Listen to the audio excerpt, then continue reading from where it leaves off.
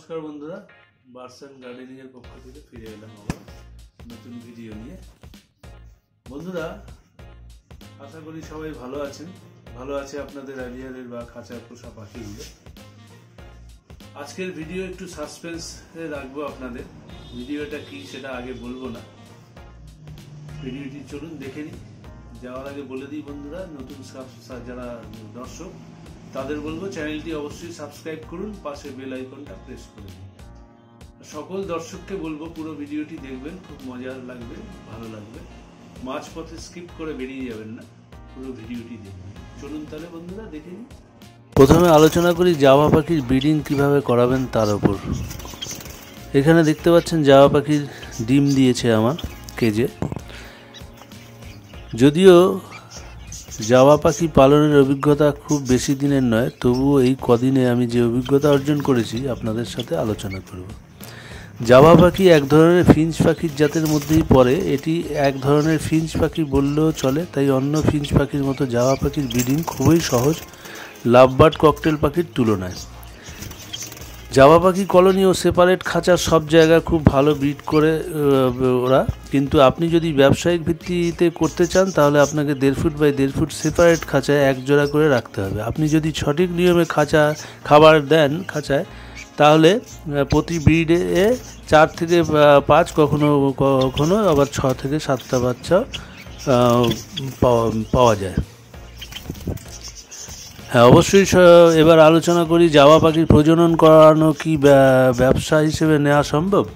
সেক্ষেত্রে বলি হ্যাঁ, অবশ্যই সম্ভব। নতুন সেটআপের ওপর আলোচনা করব, কত খরচা টোটাল হিসাব আপনাকে দেব। নতুন সেটআপ করার জন্য আপনার প্রয়োজন 10 জোড়া পাখি, সেটি কমপক্ষে 400 থেকে 900 টাকা জোড়া কিনতে হবে, সাথে 10টি সেপারেট খাঁচা।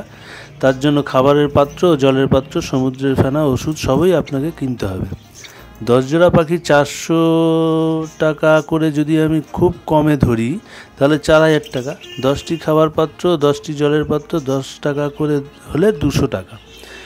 10টি সেপারেট খাঁচা প্রত্যেকটির দাম 200 টাকা হলে 2000 টাকা। সমস্ত রকম ওষুধ ও সমুদ্রের ফেনা 1000 টাকা। পরে 2 মাসে প্রথমবারের 5 জোড়া ও পরের অন্য 5 জোড়া বাচ্চা দিলে 14,000 টাকা আপনি পাখি বিক্রি করতে পারবেন। দ্বিতীয় মাসে 7,000, চতুর্থ মাসে 14,000, মোট 4 মাসে ইনকাম 21,000। আপনার মোট খরচা 11,000 টাকা। 21,000 থেকে 11 বাদ দিলে মোট লাভ হয় 10,000 টাকা। এর মধ্যে থেকে খাবার বাদ দিলে প্রতি মাসে 6 থেকে 7,000 টাকা আপনি ইনকাম করতে পারবেন। আচ্ছা, উপরোক্ত হিসেবটি আপনার হিসাবের সাথে নাও মিলতে পারে। আপনার কাছে সব পাখি যথেষ্ট পরিমাণে বাচ্চা দেবে সঠিক বলা যায় না, বা পাখির কোনো সমস্যা থাকলে বাচ্চা কমও হতে পারে। সব পেয়ার বাচ্চা দেবে সেটাও নাও হতে পারে। যাই হোক, সব কিছুর উপর নির্ভর করবে আপনি কত টাকা ইনকাম করতে পারবেন, আপনার নিজের ওপরেই। আমি একটা মৌখিক একটা রাফলি হিসেব দিলাম আপনাদের। আচ্ছা, এরপর আলোচনা করব জাভা পাখির রোগ ও তার চিকিৎসার ব্যাপারে। জাভা পাখির সঠিক পরিচর্যা করলে সেরকম কোনো রোগ হয় না। আগের ভিডিওতে আমি বলেছি, আবহাওয়ার পরিবর্তনের সময় জাভা পাখির ঠান্ডা লেগে যায় এবং হজমের সমস্যা হলে পাতলা পায়খানা হয়। পাতলা পায়খানা হলে আমি যেটা করি সেটা হলো নিউপেপটিন। অ্যান্টিবায়োটিক হিসেবে মক্স 500 বা মক্স 250 ব্যবহার করতে পারেন। খাওয়া দাওয়া কম করলে আপনার করতে পারেন, ভেমিরাল ব্যবহার করতে পারেন ভিটামিন হিসাবে। আর আপনার খাওয়া দাওয়া কম করলে লিভারের মেডিসিন হিসেবে লিভ 52 ব্যবহার করতে পারেন, আর ভিটামিন হিসেবে ভেমিরাল ব্যবহার করতে পারেন। ক্যালসিয়াম হিসেবে ক্যারিসোল ডিসি ব্যবহার করতে পারেন। বিশেষজ্ঞদের পরামর্শ নেওয়া আবশ্যিক এখানে বলবো। আর এই ছিল বন্ধুরা আজকের ভিডিও। তো আরও বিস্তারিত আলোচনা করতাম, কিন্তু ভিডিওটি অনেক দীর্ঘ হয়ে যাবে, সেই জন্য আর সম্ভব না।